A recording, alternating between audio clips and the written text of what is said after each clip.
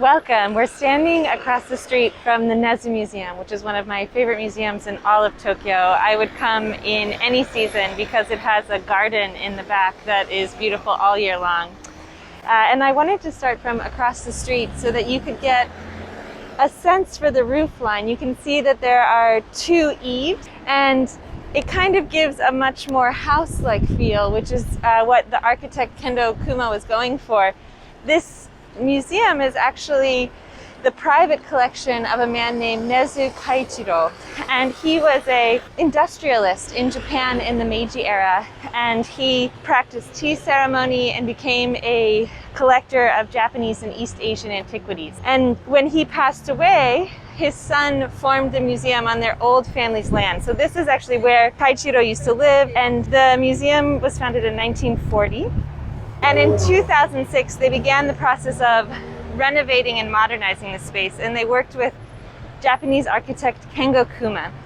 And their process is amazing. The family actually traveled with Kendo Kuma to museums around the world, and they were taking note of, oh, we love the way that they use the light in here, we like the way that the floors feel, we like the wall treatments. And so they kind of cherry-picked their favorite things to design this space. And you can see right now I'm walking next to bamboo.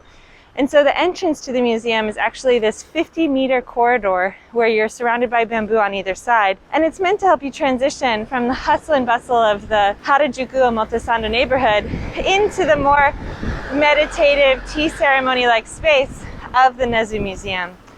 And once you enter the Nezu Museum, you'll notice that the floors are super soft. They're made out of corkboard, and that's to give the space a really welcoming, home-like feeling, like almost like you're walking on tatami mat. And because the garden is such a central feature, the whole back of the museum is windows.